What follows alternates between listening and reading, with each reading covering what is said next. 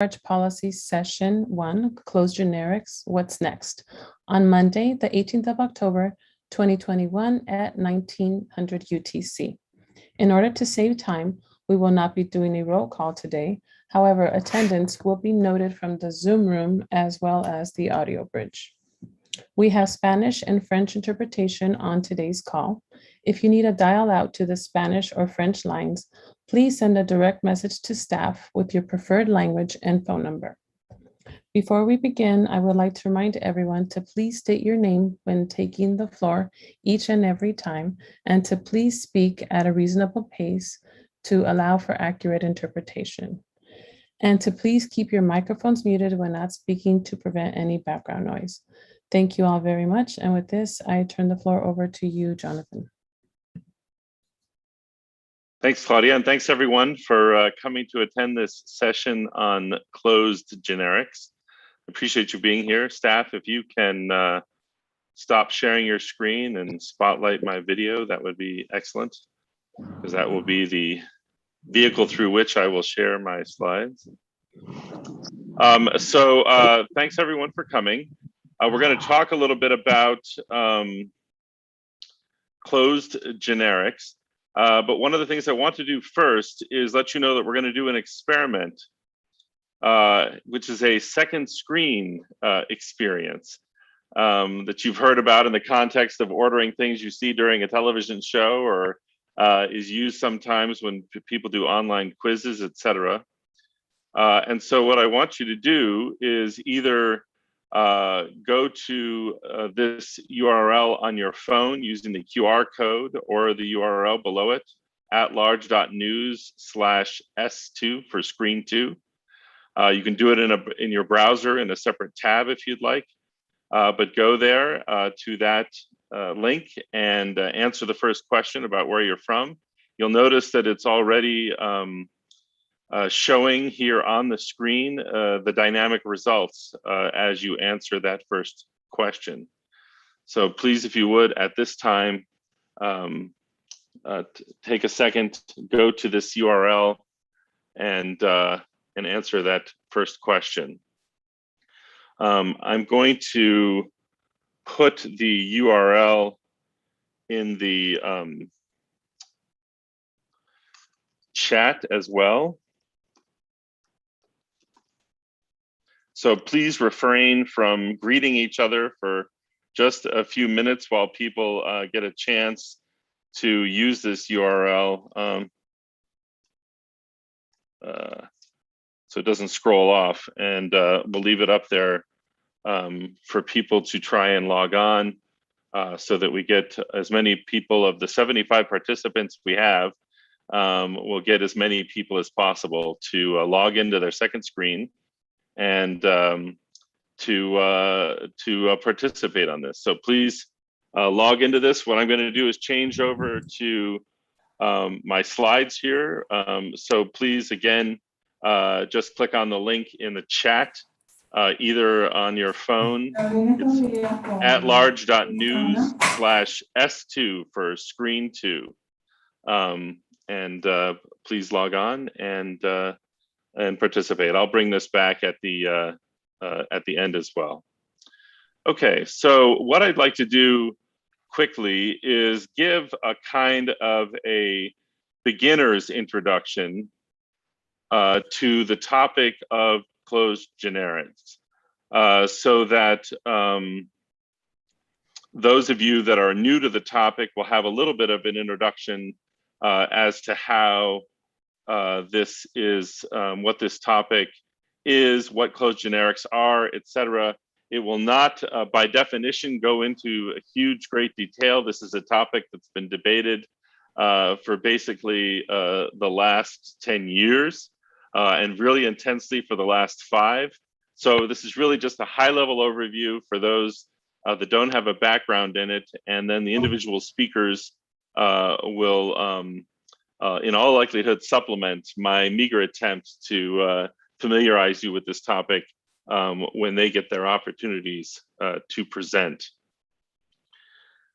So on the issue of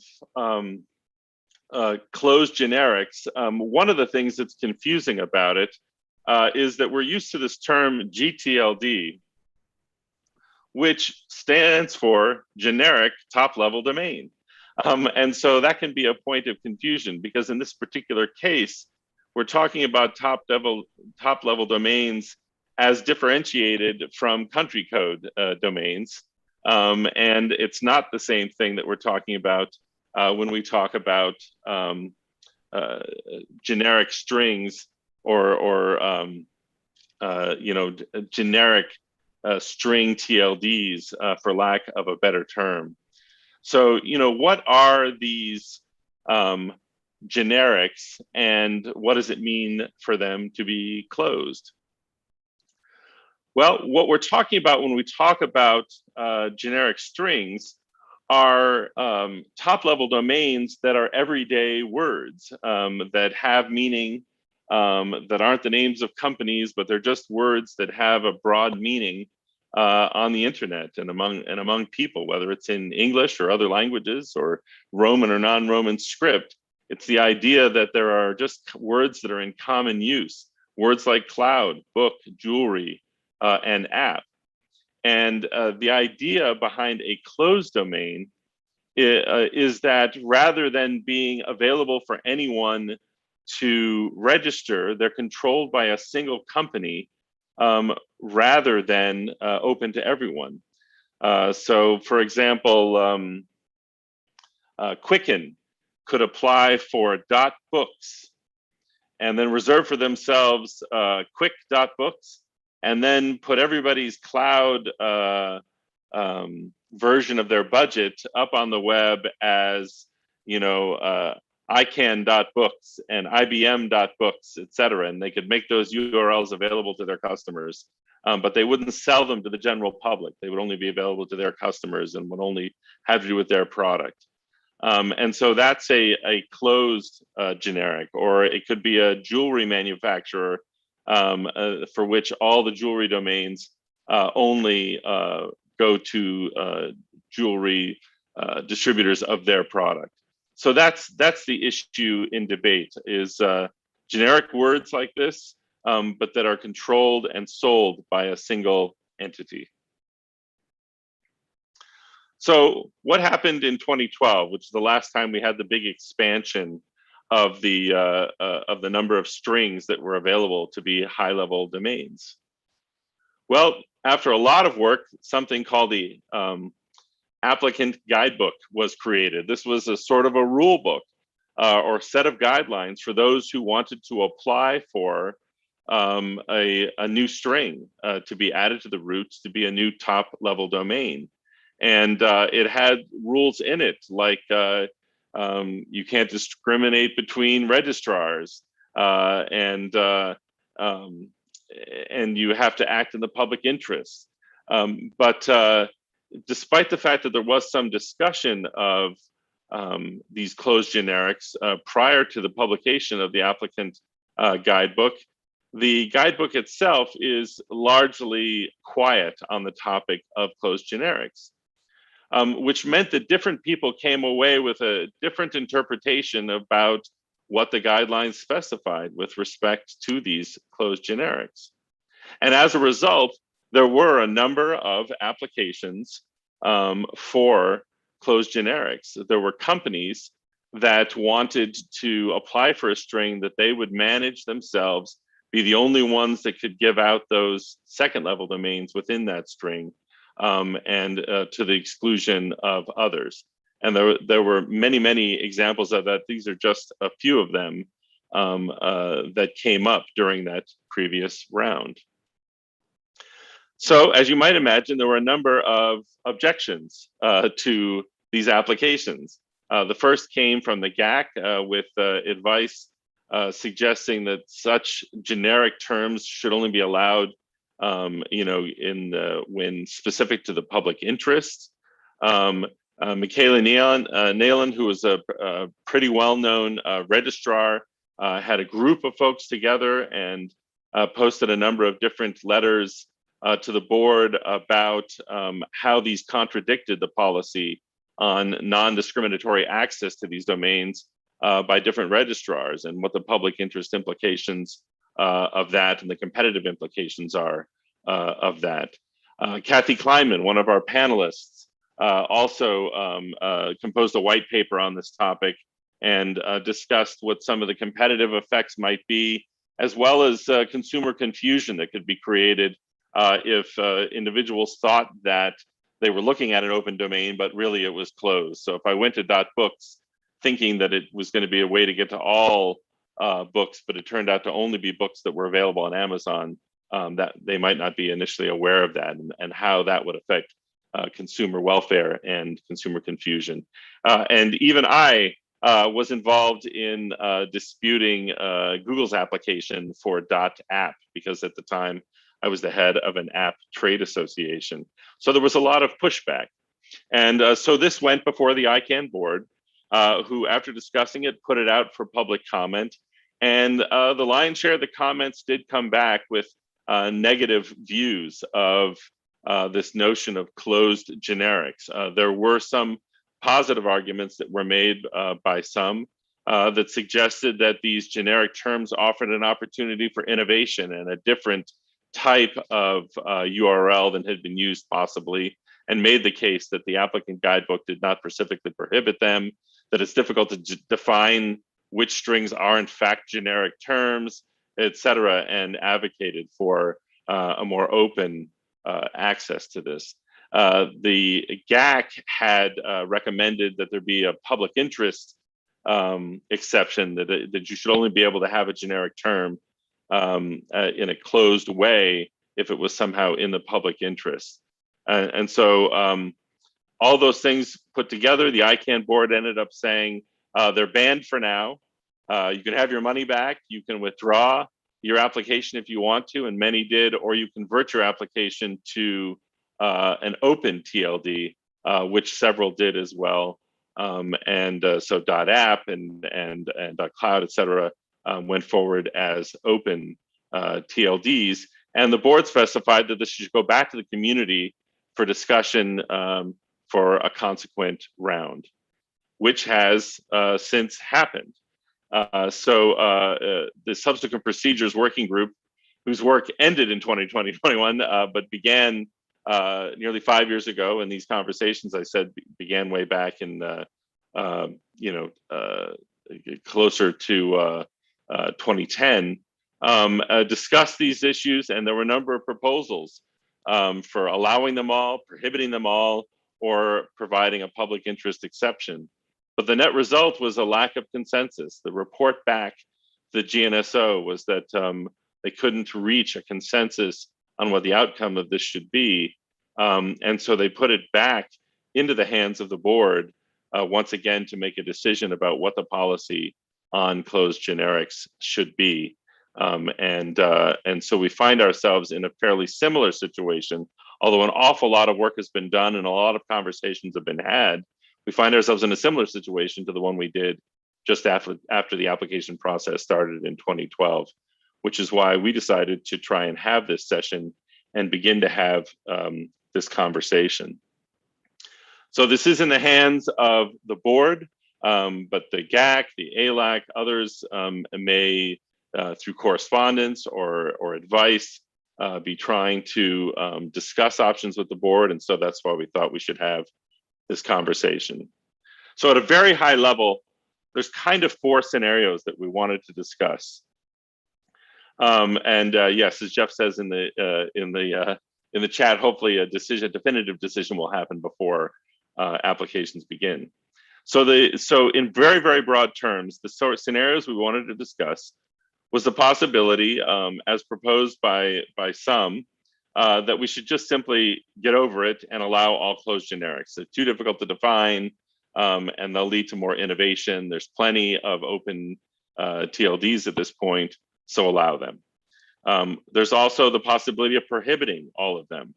They're too much of a source of confusion for end users, and the competitive effects might be long-lasting. We'll hear about some of the issues associated with those and what sort of the rights creep associated with them might be. The third is the idea of some sort of public interest exception. If you have a nonprofit or a trade association that operates in the public interest, could it operate a closed TLD, and what might that look like? And what might we want is that a possibility moving forward? And then the final possibility in front of the board is to push it back to the community once again, as happened in the 2012 round. Although in this case, even that pushback to the community could potentially happen prior to a new round. So with that, I will switch back to my camera and just say welcome to everyone.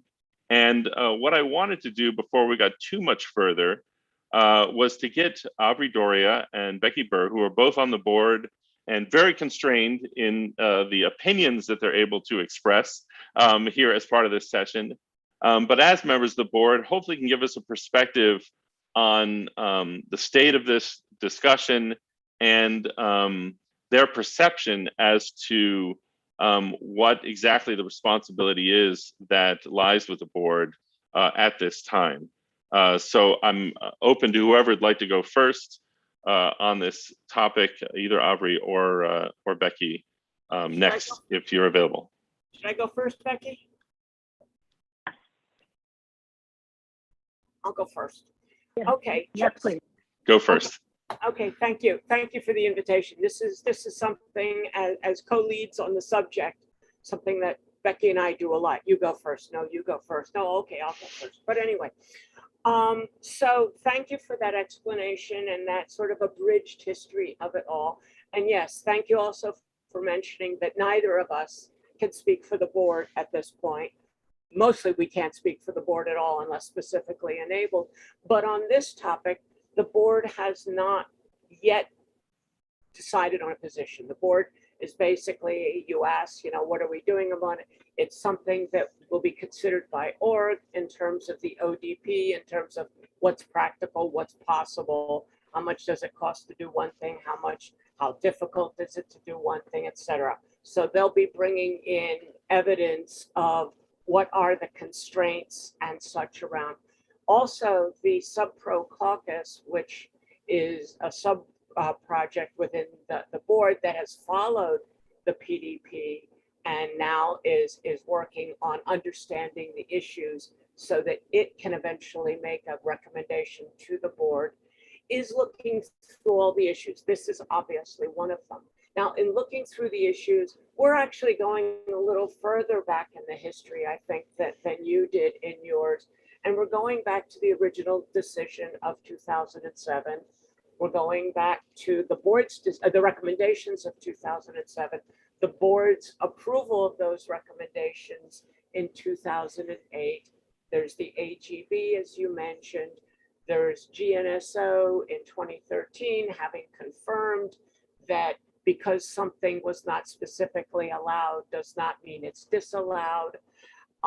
Statements, the GAC, advice, and then all the work that's been done by Sub-Pro, the discussions in Sub-Pro, the various advice and other commentary that's perceived to basically try and understand what it is we are facing here and what sort of decision needs to be made. At some point, we may have to go back to the GNSO with a question. At some point, we may need to go back to the GAC with a question.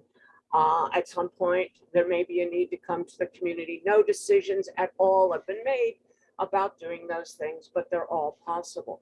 At the end of the day, when the board makes a decision on the recommendations we received from the PDP, this will perforce be one of the parts of that decision that will be discussed and decided upon, all things being equal. So basically looking forward to this discussion, it's sort of interesting to see if positions have changed much or if there's anything new on it. But basically we have a large amount of decisional material and advice and recommendations that we need to pour through and understand. Thanks. Thanks, Aubrey. Becky, do you want to follow up?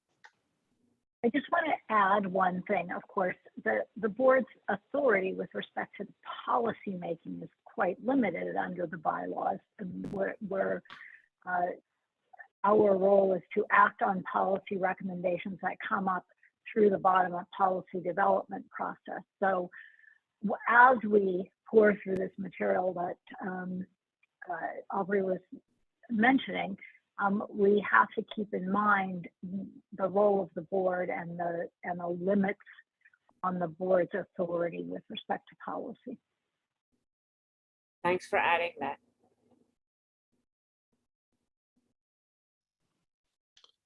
Okay, thanks you two. I appreciate you participating in this and appreciate your work on the board in discussing this.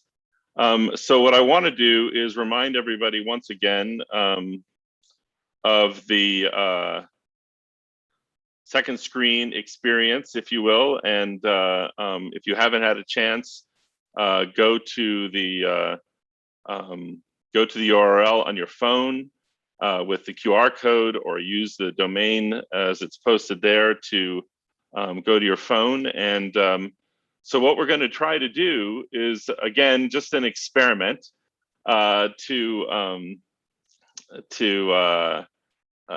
hopefully allow folks to participate as we're talking.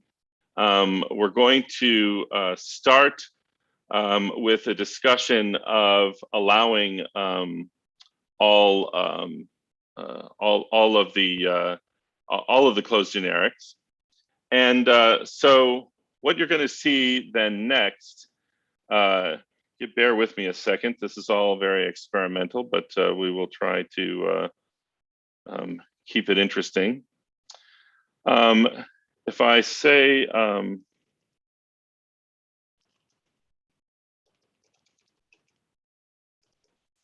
do this, in theory, you should now see in your app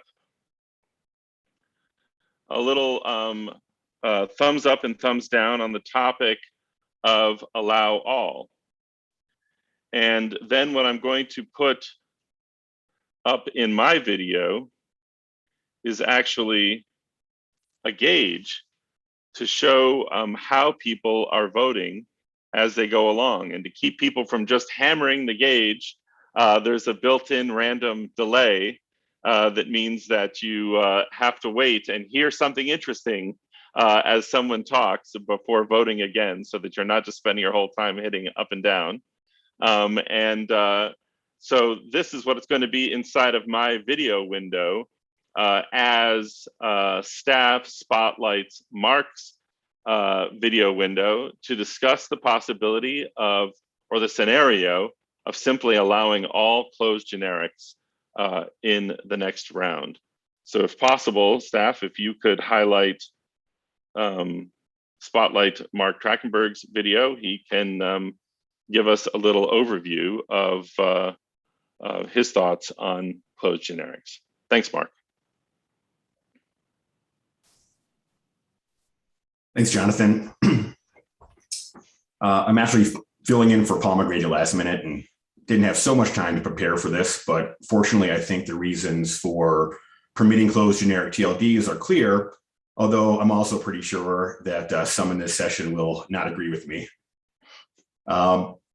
First and foremost, I think one of the most important aspects here is that there's no evidence whatsoever of any harm to competition or otherwise from closed generics. Any potential harm is completely speculative and really not based on any facts or evidence. We don't have any evidence from the first round because closed generics were allowed in the AGB, but then they weren't. The evidence that we do have, which is in the form of generic domain registrations at the second level, I think really makes clear that there is no harm to competition or otherwise from ownership of generic domains by a single entity. And the reason for this is simple. There's virtually an unlimited number of alternative potential domains at the second level. This is also true and even more so with new GTLDs. Not only are there a virtually unlimited number of potential TLD strings that could be created, but also a virtually unlimited number of second level and third level registrations that can be registered in each one of these TLDs. There's also, I think, no likely confusion for end users as to whether a TLD is open or all registrations are controlled by a single entity, which frankly, all TLDs are anyway. It's not like consumers or people in the community are directly navigating to a wildcard.book or some other domain name. They either know where they're going and are directly navigating there because they saw a domain name or URL in an advertisement, or they're finding it through a search engine. But either way, there's not going to be any confusion as to who operates it. And frankly, I don't think any user is going to care. Opponents of closed generics also think it's wrong that one entity can own a TLD and not let third parties register any domain names in that string, and that somehow this gives the registry operator control over that word or language. And I think, again, this is simply not the case. As I already mentioned, there's a virtually unlimited number of alternate TLDs and second level domains available. Additionally, equal access to all for any potential domain name in any string is not a fundamental right. If it was, then in so-called open GTLDs, those registry operators would not get to cherry pick the most valuable domain names and sell them as premium domain names for whatever amount they wanted to. Domain names also have no intrinsic value. Only the value that the owner or potential owner imputes to it through actual use or potential use. Opponents of closed generic strings also argue that this locks up a generic term forever. The TLDs are not necessarily forever. The reality is that if an operator of a closed TLD was not able to put it to good use and offer something innovative that users want, then that TLD will either be opened up by the registry operator will terminate its registry agreement, or it'll sell the TLD to someone else who will make a better use of it instead of holding on to it and continuing to pay for something that has no value. We've already seen a number of TLDs terminate. Now, these are primarily .brands, but I think that just further makes my point. If the registry operator is not seeing value in the TLD, then it will not continue to operate it. Furthermore, if a generic TLD is delegated and is not useful, the public will find a more useful TLD, just as they've done at the second level with all generic word domains taken in all major TLDs. And we should not forget that the DNS has gotten along just fine for 35 years without the delegation of more than a handful of generic terms at the top level. Also important is that prohibiting closed generics stifles innovation. One of the supposed bases for the first round expansion of new GTLDs was the need for innovation and competition in the DNS. There are many potential innovative uses for closed TLDs, which we will never see if they are prohibited. Imagine a platform operated on a TLD where every user of the platform got their own domain for free. Imagine a .picture where you could upload and store pictures and share the photos, or order hard copies and gifts from your own portal on your own domain name. Or imagine what Amazon could have done with .book as a closed platform if they were permitted to. Now, that's interesting and innovative. What's innovative about the same old paper registration system that we've seen since .com started? I can tell you, absolutely nothing. I would also point out that closed generics actually can already exist. All a registry operator has to do is create registration requirements that, from a practical perspective, only allow it and its affiliates to register domain names. For example, setting registration costs at $1 million or $10 million. Then the registry operator has its 100 promotional domain names to do whatever they want with, which will be plenty for most. And if they need more, they can just pay themselves a high registration fee. I say, let's take that out of the shadows and permit it openly. Now let's talk about the public interest test. As I've stated before, I think this test is completely unworkable and impractical. First of all, what does it even mean? No one has been able to come up with a definition that makes sense and can actually be implemented. The development of such a definition will be convoluted and very contentious, as we've already seen in discussions during SubPro. And any vagueness in the definition, which is an almost certainty, will make it difficult to implement and will make it the subject of endless disputes within the ICANN framework and I think ultimately result in likely litigation outside of the IP. These disputes will be a huge and unnecessary drain on the community's time and resources. But if we take the position that closed generics, if allowed, should only be allowed if they are in the public interest, then why should so-called open GTLDs not have to meet the same test? If being in the public interest is important, this requirement should apply to all TLDs. And is it in the public interest to allow operators of so-called open TLDs to cherry pick the best domain names and sell them as premium domain names for as much as they want at the expense of those in the community that want to register those domain names? Where's the outrage from opponents of closed generics here? Even though that practice has demonstrable harm and is clearly anti-competitive, that practice is fine, but operating a closed GTLD where there's no evidence of harm is not. So in sum, I would say there's no demonstrable risk to permitting TLDs to operate as closed generics. That is not completely speculative. All available evidence indicates that no risk or harm will result from delegation and operation of closed generics, or at least no more risk or harm than might be presented by the delegation and operation of any so-called open GTLDs. The public interest test is also unworkable and impractical, and the attempt to create it and apply it will cause significantly more harm than operation of closed generics ever would. But if there is a public interest test, it should apply equally to all GTLDs, whether they are closed or open.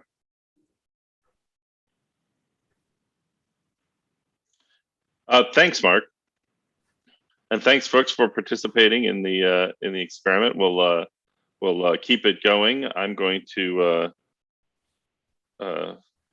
switch back to my camera for just a second here. Thanks. What I wanted to do now is give Becky and Aubrey the opportunity to ask questions, again, understanding the limitations you face, of Mark and some of the points that he made, if there's anything that clarifications make sense of, et cetera, before we move on. So I do have a question. It's a question that was being discussed in the chat, which is, of course, Mark is absolutely right that there is no evidence that there's anything anti-competitive or harmful about closed generics. Of course, there's also no concrete evidence about contributions or the way that they might be used for innovation. I guess there's lots of thought about that. Mark, in the absence of evidence about how closed generics operate, which of course we can't have any evidence because we don't have any closed generics, what would you be concerned about in terms of potential anti-competitive effects, and why are you comfortable with the notion that they're not likely to be anti-competitive? Well, I think, as I said, there's no evidence of any demonstrable harm. And so, yes, there may not be evidence of use for innovative purposes, but at least given the opportunity to be used for an innovative purpose, if there's no evidence of harm, then why would we prohibit it? One of the bases of the whole program was to allow competition and innovation, and people want to be competitive and be innovative operating closed strings, but we haven't let them, even though there's no evidence of harm.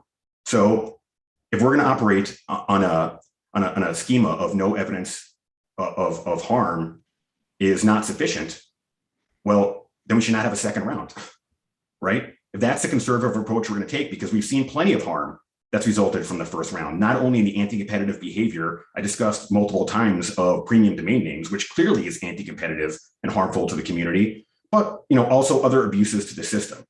So I don't think we can just operate by saying there's some phantom potential risk which no one has any evidence for, because that would have stopped the entire program.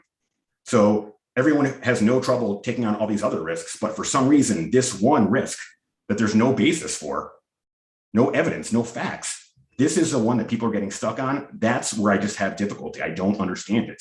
And again, the evidence demonstrates the opposite. The evidence we do have in the form of generic second-level domains has demonstrated to us there is no competitive harm because there's an unlimited number of other domain names which people can register that also include that generic term, which is the same situation with TLDs.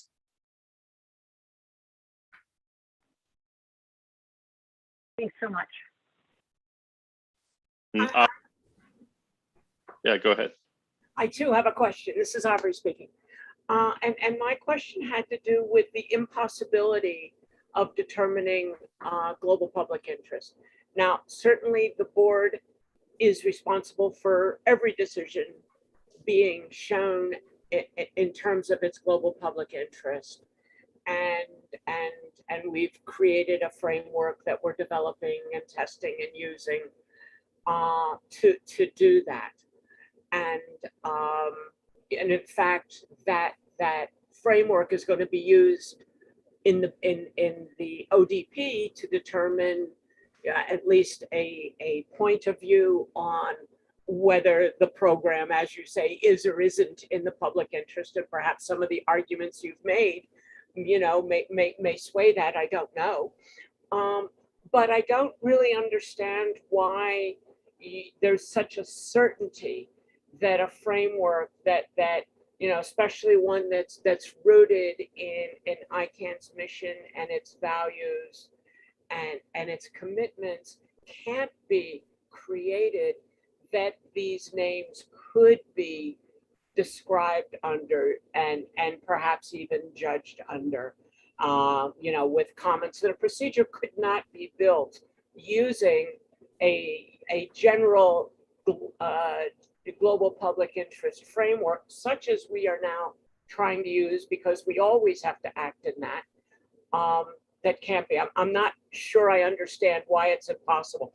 We understand that you can't create a unitary definition, but a framework that sort of constrains it and you know, shapes our way of looking at it seems to be creatable. So I'm just wondering. Thanks. I would respond to that question, which is based on the discussions we've had so far, we haven't made any headway, and I don't believe that there's something that could be rationally applied that's not completely arbitrary. What I think the framework we end up with, if any, will result in problems like community TLDs, where people argue about them forever. And I have not seen anything which leads me to believe that there can be something that people could agree on and that could be implemented in a rational way. But that being said, my other point was, if we could find some sort of definition, why should that not apply to all TLDs? And why should it only apply to generic TLDs? If ICANN's mission is to be in the public interest, shouldn't all TLDs have to have a public interest and benefit? That's an answer that no one has been able to give me. Why should we discriminate and only apply this requirement to closed generics when, again, as I said before, we have actual evidence of anti-competitive behavior and other harms created by so-called open TLDs. So if we're going to have this test, let's apply it to everything.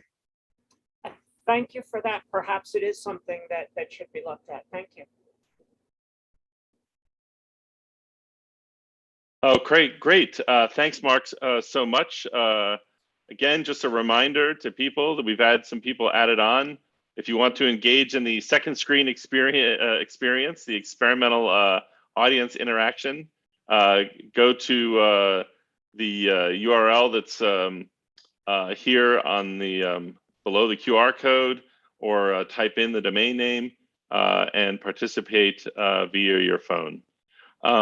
So for the next section, we're going to allow Kathy basically to present the view of the opposite, right? That all closed generics should simply be prohibited.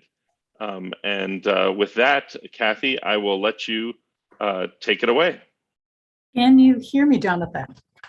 I can, just fine. Thank you. Terrific. Thanks. So I understand I have 10 minutes, and I'm looking forward to sharing a lot of information in that time with you and with everyone. So I'm Kathy Kleiman. I'm a professor in Washington, D.C. at American University, Washington College of Law, where I serve as a faculty member in the program on information justice and intellectual property. I also know many of you. I'm a co-founder of the Non-Commercial Users Constituency, and I really, really enjoy the times when I'm invited to talk with at large. So thank you, Jonathan, and everyone for having me. Mark, I appreciate your taking over at the last minute from Paul. So Jonathan told a very important story, and I don't use that word lightly. He told a very important story of what happened in the first round. And Jonathan, since we didn't have a huge amount of time to prepare for this session, I'm going to retell that story. This is what I've prepared, to retell that story with a little more background and information, because it's a very important story, and you really, really hit the important parts. So first, I used to work with .org a while ago, and a registry. Let's think about what a registry is. A traditional registry, a Gtld registry, runs the database, right? Is responsible for the security and stability of the database of a generic top-level domain. We don't, we can't, we didn't sell domain names directly to the public. We sold domain names through registrars to registrants. That's a traditional registry. When we were creating the rules for new GTLDs, we had that model. Most of us had that model in mind. Traditional registries selling domain names through registrars. But we realized that there was a bit of a problem. How could you force a .ibm or a .sony or a .google, all of which we speculated would be there? How could you force them to sell a second level domain to someone else?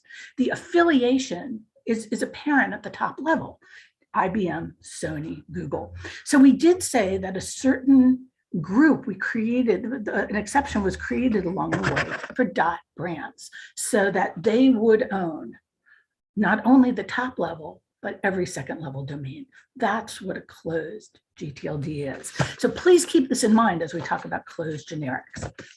Okay, but otherwise, most of us had the image that we were going with traditional registries. So imagine our surprise when we woke up on a reveal day in 2012, the day we learned what top-level domains, what GTLDs applicants had applied for, and found out that a bunch of top-level domains had been applied for as closed generics. We didn't even know that term then.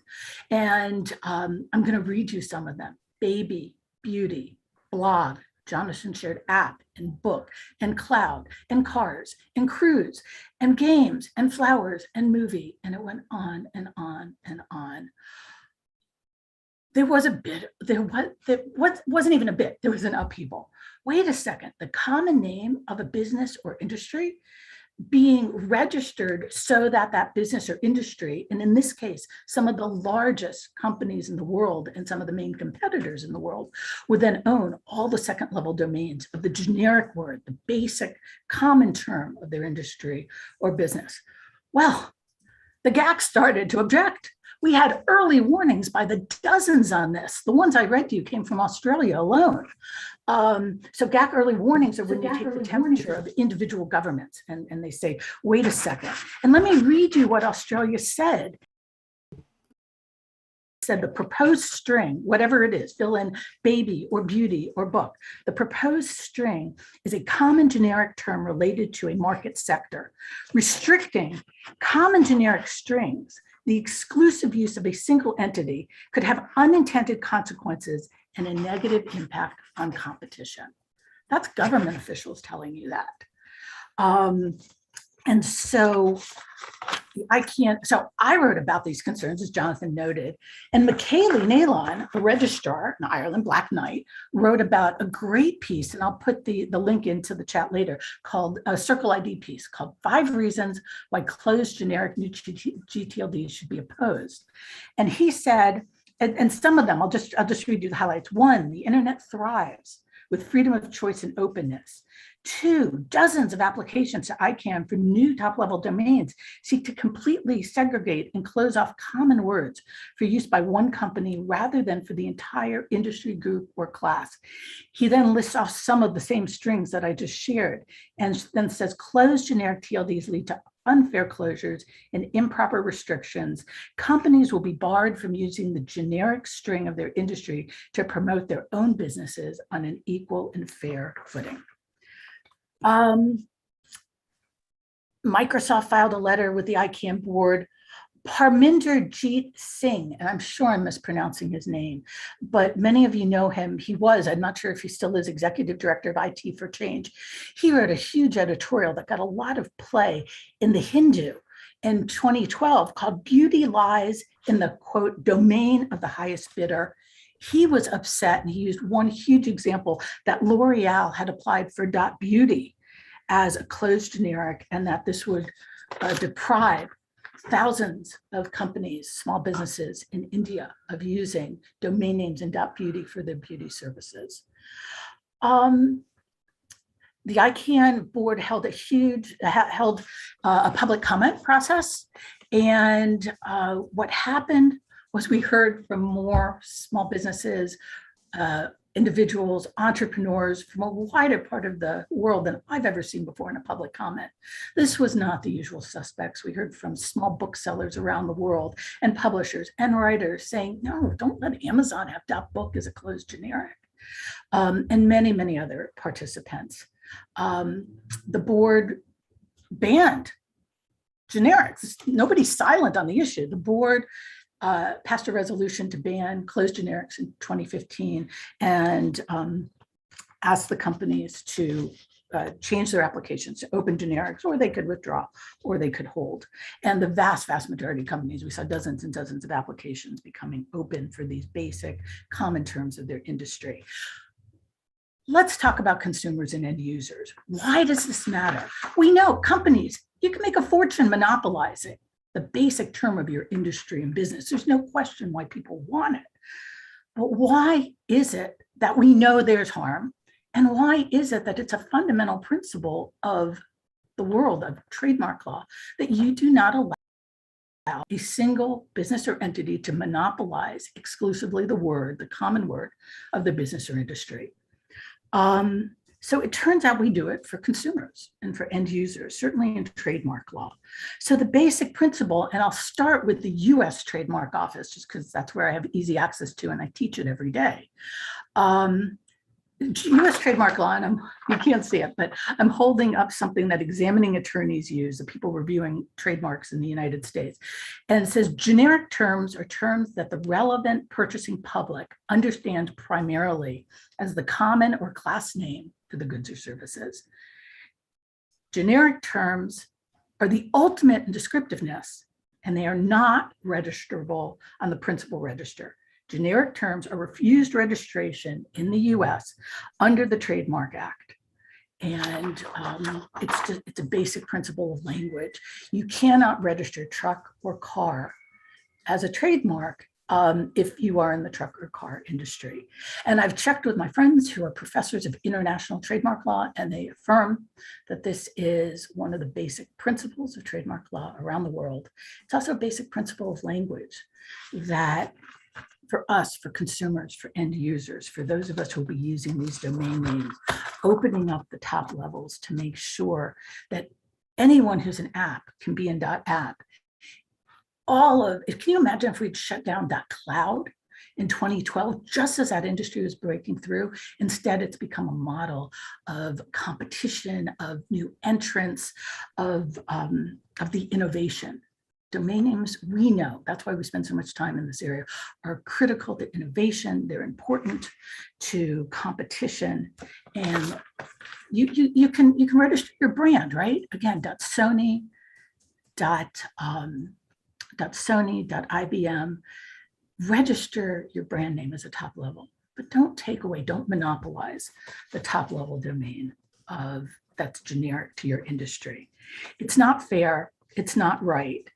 And the implications are enormous. And especially for consumers and end users. This is a fundamental principle. We did the right thing in 2012. And I just want to say candidly that after all this time in ICANN, I've never seen us revisit an issue that had so much time and energy, so much international participation across the world. We heard from so many small businesses and entrepreneurs. I still don't know why we have to revisit it. We banned closed generics in the first round, and that was right. And we did it on a board resolution. The right way to do it is to continue that ban. You've got, as Mark said, there are lots and lots and lots of other GTLDs you can register. Do something funky, do something cool, do something different, create your own arbitrary coined or fanciful term, but don't take away the basic descriptive term of a business or industry. Don't lock it up under one company. Don't lock up all those domain names, because a registry, a closed generic, owns all of its second level domains. We don't want that. That's not competitive. The GAC already told us that. Thanks very much. I look forward to the discussion. Thanks, Kathy. I wanted to open it up to, again, Becky and Aubrey to pose questions to Kathy. I know some things have come up in the chat, but if either of you have questions on the proposal of simply banning all closed generics, right? That's what Kathy proposed in this section. Yes, thank you. This is Aubrey. I have a question or two. One, and this came up in the chat, is there are a number of trademarks that indeed do look like generic words. And I'm assuming that for you, any word in a dictionary is a generic word. And so if we could find a brand, the word of a brand in a dictionary, why do they have the ability to operate it in a closed manner, whereas other people wouldn't? And is that just giving some extra rights to those who are able to do a branding exercise as opposed to those who don't? And then am I really— May I respond to that, Aubrey? It's a great question. Before we get to another question, let's— Sure thing. Great Have at question. it. Great question. Okay, so trademark registration, and I have so many students doing them these days. Trademark registration is in context. You're not just registering a word. We're not, Aubrey, if you apply for a trademark, you're not just saying, I want to own the word Dorier Associates. What you're doing is you're applying for that word in a category of goods and services.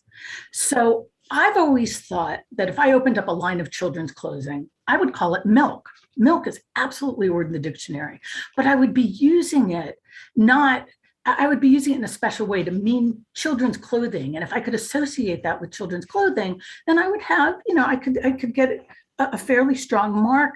And it's kind of descriptive because children drink milk, lots of it. But if I apply for milk because I'm a farmer, a dairy farmer, because I'm a pasteurizer, I don't get it. It will be rejected. The category of goods and services is going to correspond, and the trademark examiner will see that I applied for it in the very category that I'm working in, and they'll deny it.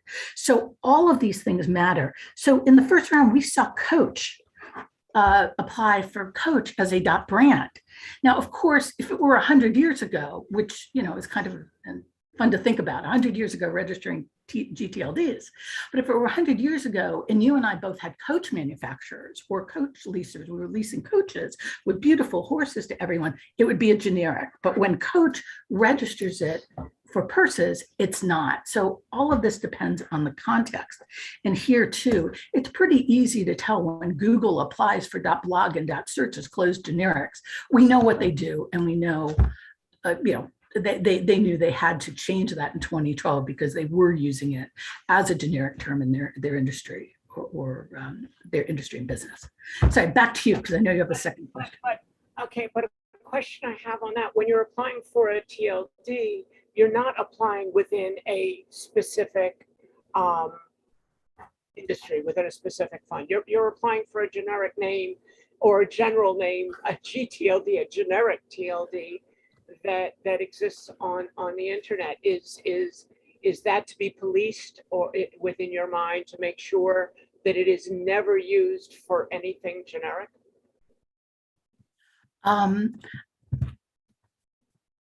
Again, the context. So if it's your brand and you're applying for a closed generic, if you're applying for an exclusive GTLD where you're on all the second levels, that makes sense.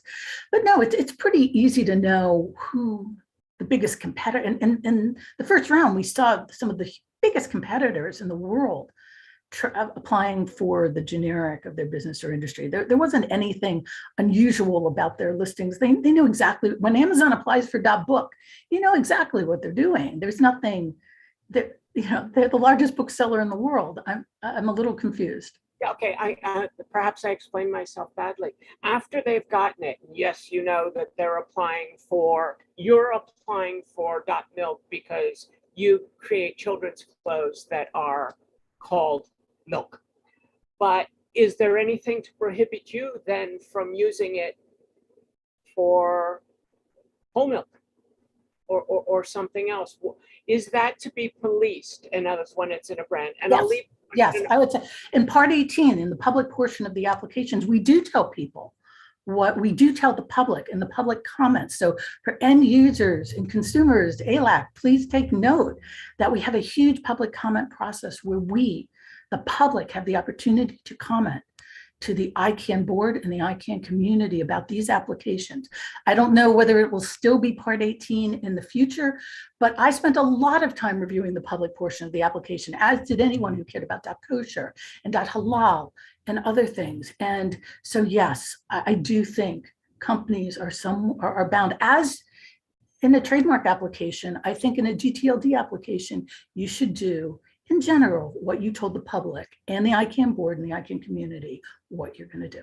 And you should police it afterwards. The other question I have is about generics and looking at the IDNs that we're going after, that going for IDNs is one of our hopes. Okay, let me check. We're saying IDNs, internationalized domain names, not IBMs. Yes. Okay. Thank you very much. Okay. So yes, in looking at those, we've already established that we want to basically treat any word in a dictionary as generic. Do we need to do that with all dictionaries? So basically any word that's in a dictionary is prohibited.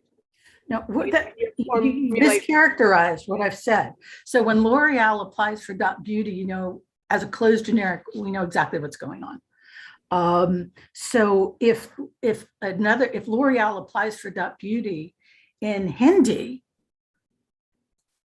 assuming they have a huge presence in India, you'd have an issue on that as well.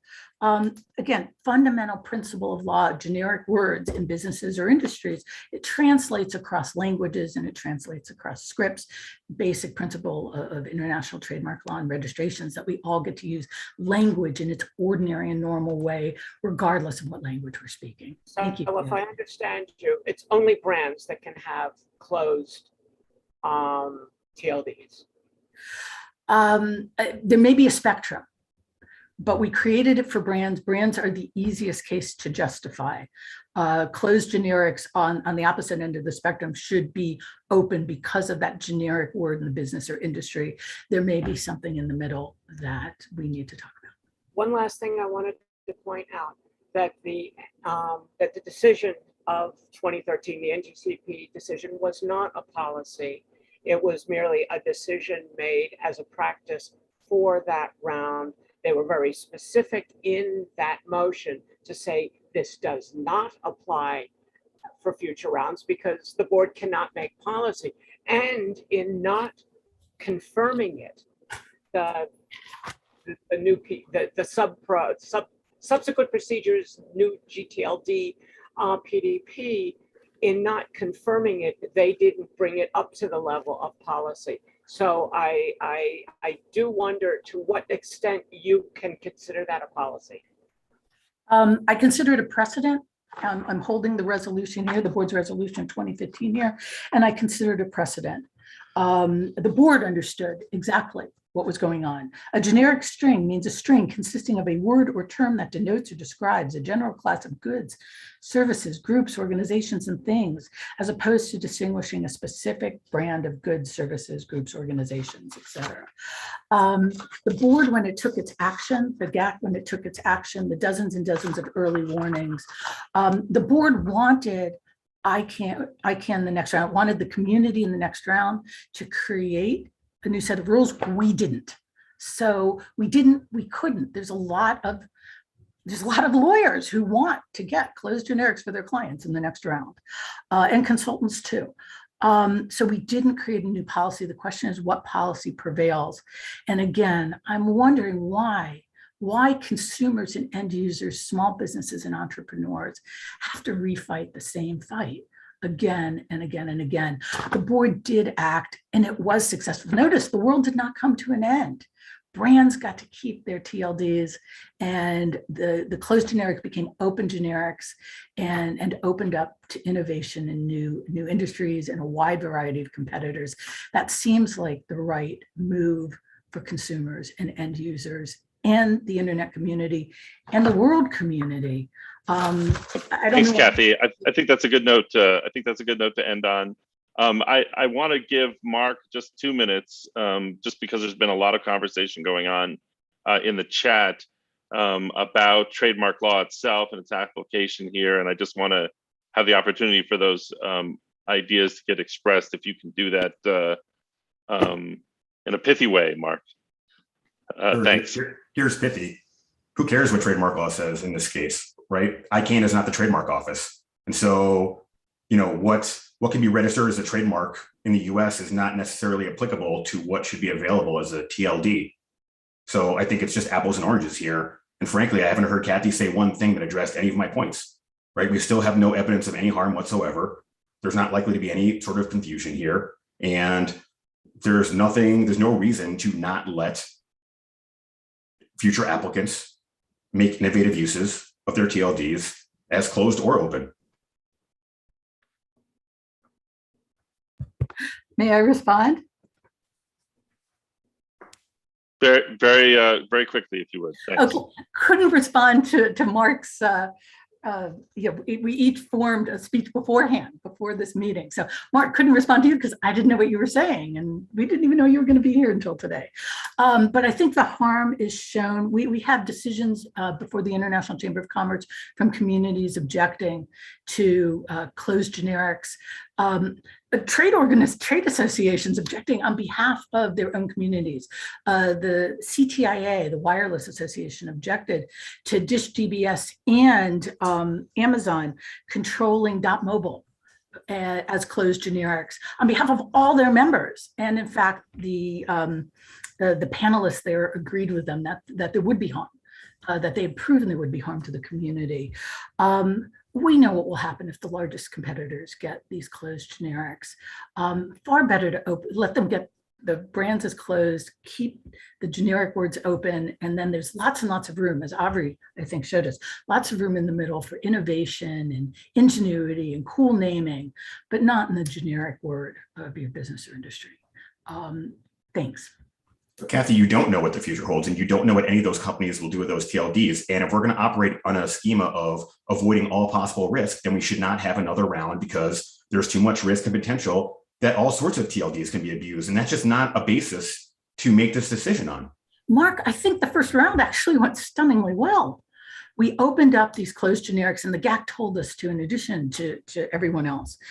We opened them up and they worked for the most part. And again, the close for the you want to .dot brands, and you got .dot brands. And so those are going forward, and lots of room in the middle for .dot horse and other things being used by artists. So I actually think that the proof is in the pudding. The first round went well. You think it went well because you opposed closed generics, but for those that think closed generics should be approved, they don't think the first round went so well, especially when they had to either abandon their applications or open up those TLDs.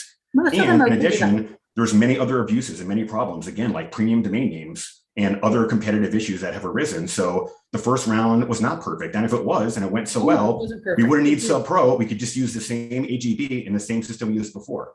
And you and I spent thousands of hours in SubPro trying to really work hard under Jeff Newman and Cheryl Lang-Denora, the co-chairs, and really working hard to dot the I's, cross the T's, get this right. And this was still one we fundamentally couldn't agree on. But so many other things hopefully have been greatly improved. And I look forward to seeing what happens in the next round and rounds.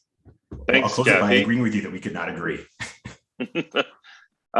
Thanks, Kathy. I've been pinged by staff that we're running through our time. Becky posted a question in the chat that I wanted to give you the chance to ask quickly, and Kathy answer quickly before we move on. So go ahead, Becky.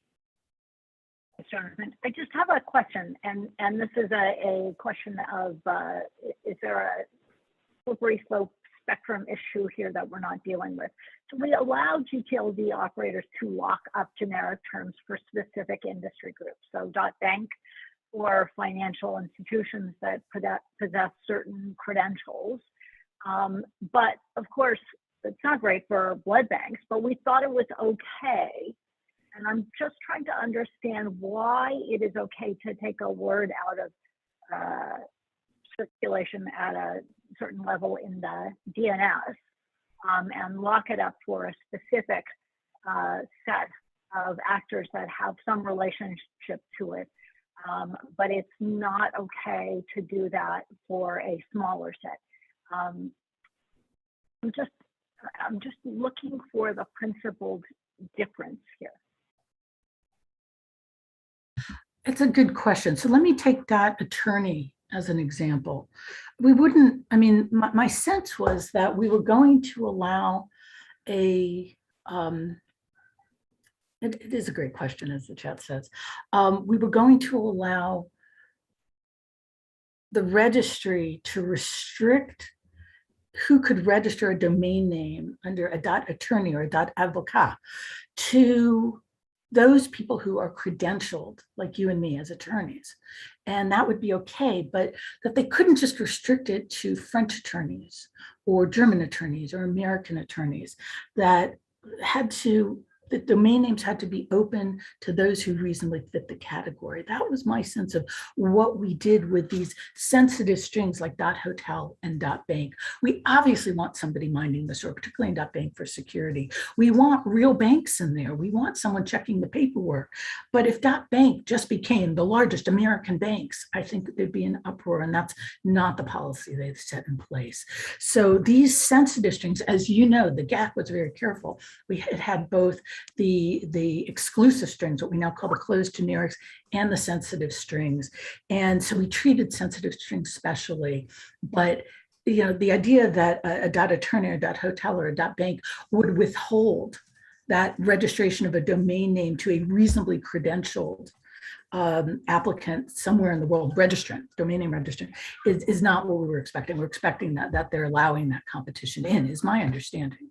Thank you. Thanks, Becky. I appreciate all your thought on this. I know you've been struggling with this as some of us have. Thanks, Kathy. And so this is a good segue actually to Bill Juris's question in the chat about maybe we make a policy that closed generics can only be owned by someone who's not in that industry, which is an interesting way of putting it. But Mark kind of jumped the gun in his initial discussion on this idea of a compromise whereby, and there were white papers on this as well that we'll put in the agenda for folks that want to read more. But the idea of a public interest exception to this rule.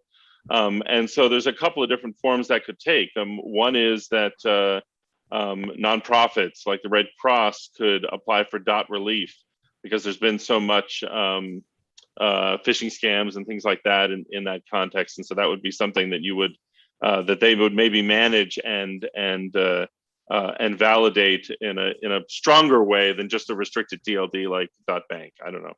Another non-nonprofit idea could be a trade association that's more like .bank, but a trade association that's an industry group that's got an open membership might apply for something as closed TLD because they want control over who's able to get those second level domains. So it could be a trade association of insurance companies or something like that wants to get .insurance. So there could be instances in which the public interest could be served by an organization that isn't a standalone, I guess, as a competitor within that, as a possible definition for the public interest. Mark, you've already sort of let your views known that you think that kind of a process would have way too much overhead, be too difficult to define the public interest.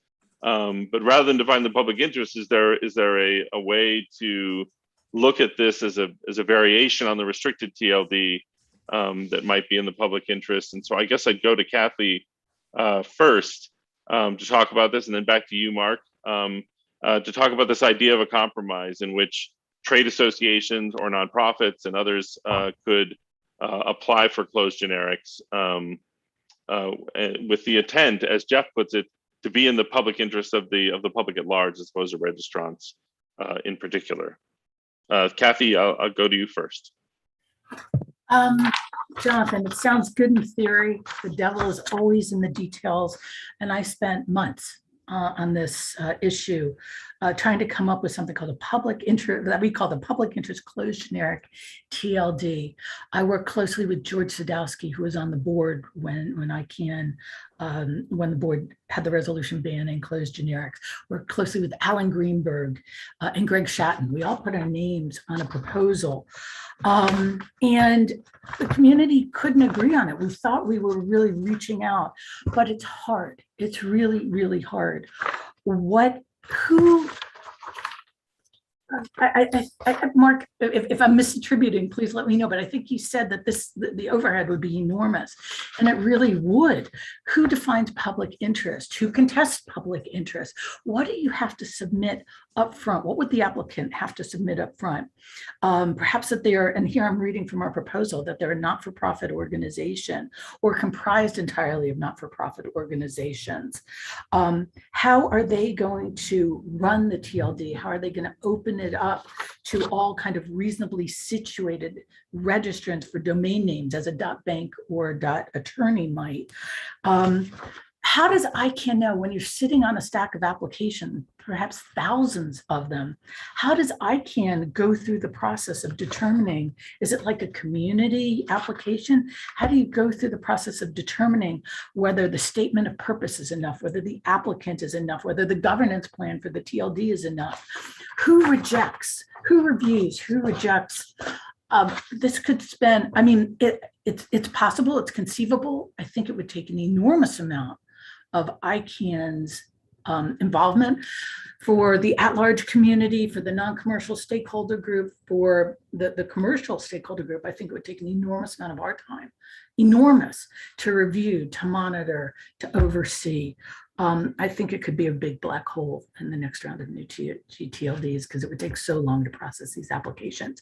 At least that's partially what SubPro told us when we worked, again, very hard to submit a proposal on public interest closed generic GTLDs. Thanks. Thanks, Kathy. I wanted to give you a chance, Mark, since it's been a while since we heard from you on this topic, to revisit this issue. I mean, is there a big difference between, I mean, the primary difference between this and a restricted TLD, as Becky put up, really actually has to do with the vertical integration, really. I mean, even with a restricted TLD, there's still an entity that's somehow approving who would be allowed. In this case, it would allow a single entity to suggest who could get a second level domain and register them directly, I guess. That seems like the primary difference between this and a restricted TLD like .bank as we have today. I'm going to shock the world and agree with Kathy yet again, twice in this session. Like I said, and like Kathy said, and I think like SubPro said, it's just too difficult to figure this out.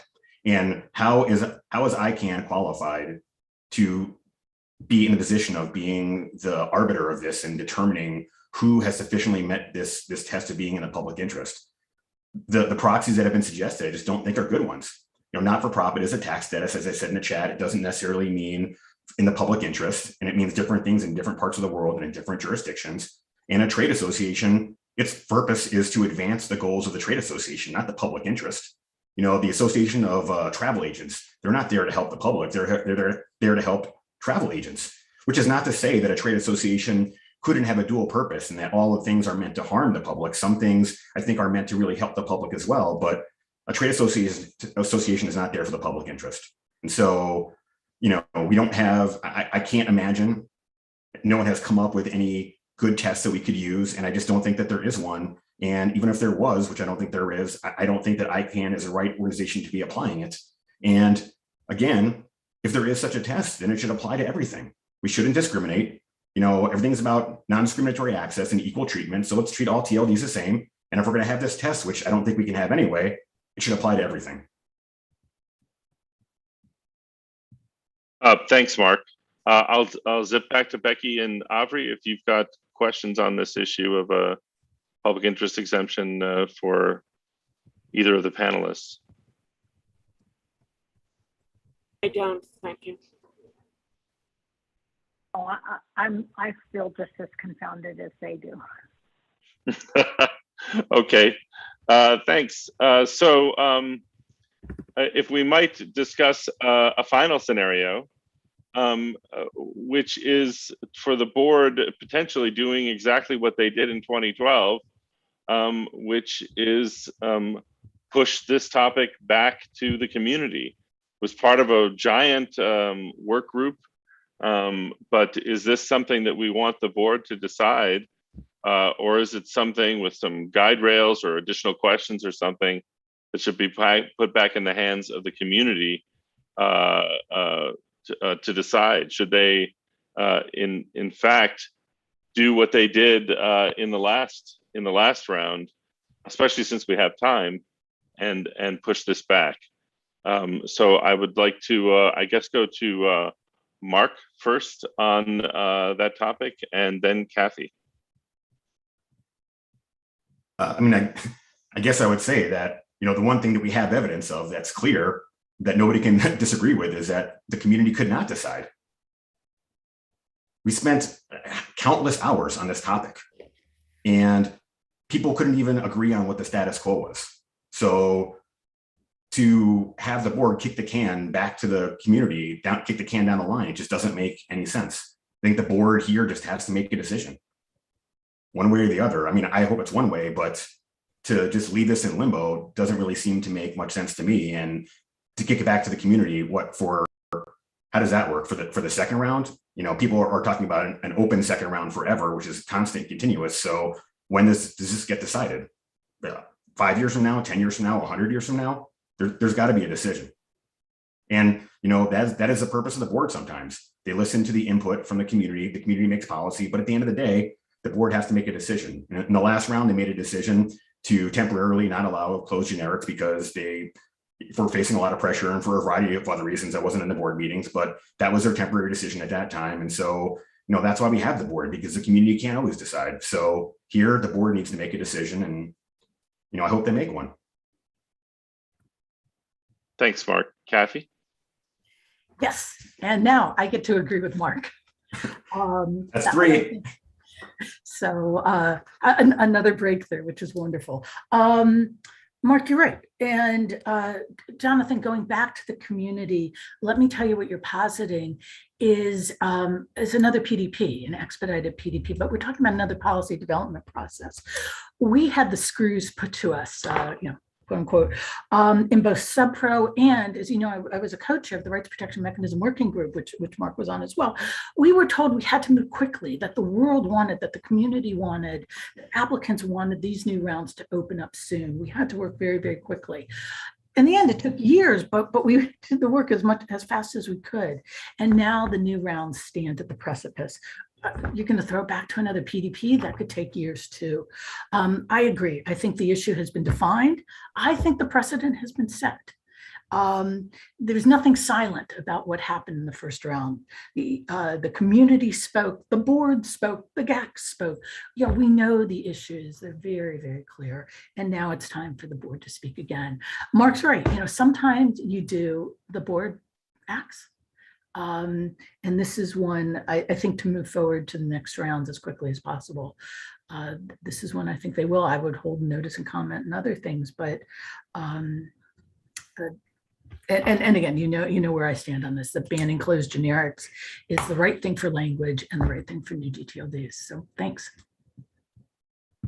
Thanks, Kathy. Yeah, I guess I just find myself always feeling disconcerted when we're putting policy decisions in the hands of the board. It feels like it's not their role to define policy, and as tough as it is, as soon as we have them define policy, we now open them up for revisiting those decisions because of empowered community powers, et cetera. The entire landscape changes as soon as we start this process of saying, oh, you've made a policy decision and we don't like it. I mean, their job is supposed to be to backstop the community and its decision to develop policy, not to develop it itself. So that always feels like it feels like the wrong role for the board, and one that's ultimately not good for the community to abdicate. That's just my personal opinion, and not one that's been established as part of the ALAC or anything like that. But I feel like that's a dangerous precedent whenever we abdicate our responsibility to form consensus on an issue. In the few minutes we have left, I wanted to just go ahead and open it up to questions. I know Jeff wanted to say something, so since I know already you're ready, I'll go ahead and call on you. Thanks, Jeff. Yeah, thanks.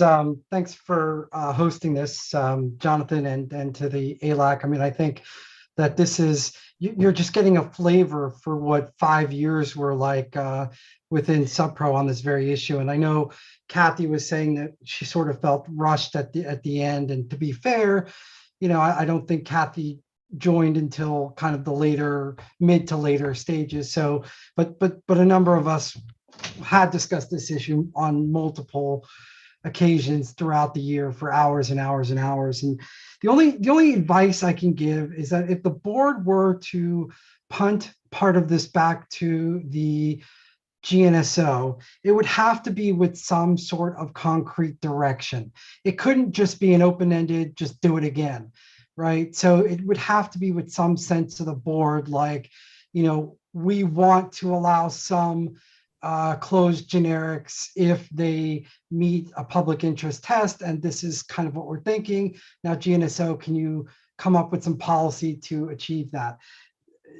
That might be a way it could be punted back, but never to just say, okay, discuss it again, because there are just too many conflicting interests in this multi-stakeholder model, and there's no incentive for anyone to back off of their original position because there's nothing positive for them to gain by doing so. The other thing I really want to emphasize is we have to look at this from the end user perspective and not solely from the registrant perspective. Whether a registrant can register a domain name is not, I would argue, the only thing to look at as to whether something could be in the public interest.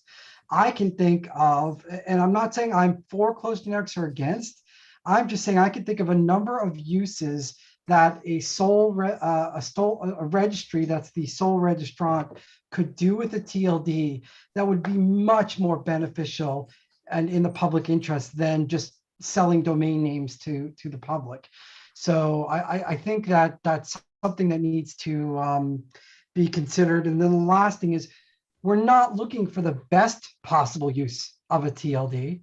That's never been part of the process. This is not and has not been, you know, a beauty contest. So just because we can think of better ways that something can be used doesn't mean that we shouldn't allow a use that can be shown to be in the public / end user interest. Thanks. Thanks, Jeff. Alan Greenberg. Thank you. The ALAC made a very extensive advice to the board on the closed generics and on the subsequent procedures. And the closed generics was perhaps the shortest section in that. I don't think we can dispute the fact the board is not there to make policy. The community and the GNSO is to make GTLD policy. And our advice was very simple to the board. And I'll read it because it says, in the present absence of consensus policy recommendations by sub-pro working group with respect to closed generics, the ALAC advises the ICANN board to direct ICANN org to suspend any processing or acceptance of applications for closed generics until such time as consensus policy is adopted. And it continues. So we're not saying ban it, we're not saying allow them. We're saying, since we don't have a policy and the community is supposed to make policy, suspend processing until such time as there is consensus. How that consensus will come about, whether it's a PDP or something else, if we ever get to the point where we think we can have consensus, fine. We can have a real quick PDP and get it done. But until then, the board should continue the suspension. Thank you. Thanks, Alan. And Olusegun, you're up next. Thank you. Thank you for the privilege to be part of this audience. I want us to look at brand names in the future, not in the immediate. A company may be strong today, and because it's very strong, it has a trademark, it's applying for a closed domain. What happens to that company in the next 30, 40 years? So I still believe all these domains should be in the purview of ICANN policy, whereby no one has monopoly over it. Because the company you see today that you think is very strong, another company may come to buy it over in the next 50 years. And as we have, I'm a member of the Gtld. There's a policy to relegate a domain name. You want to relegate a Gtld, there is a policy for it. So if you have a closed domain to a company who has a trademark, how do you relegate that domain? How do you manage abuse of that domain name? So I want us to look at this critically. Thank you.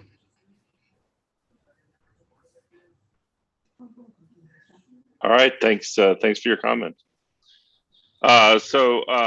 Thanks everyone for participating in this discussion. I don't envy the board. Again, I personally favor PDP to address this rather than passing this to the board to make a decision. But I know there's a lot of discussions going on, and I wish them the best of luck with this. But thanks everyone. Here's a little bit of some analytics, maybe, of maybe, I don't know, maybe not. I thought I had a, oh, here we go. We did, a bunch of people participated in the poll. Average response was about three votes, and it wasn't too dominated by people, by any one individual, just hitting the arrow up and down over and over again. So it was a good, interesting experiment from that standpoint. I look forward to any feedback you have on whether or not you found that interesting or valuable. I thank everyone for participating in this session. And with that, we'll let the session close. Thank you. Thank you all for joining this call. This meeting is adjourned. Please enjoy the rest of your day. Recording stopped.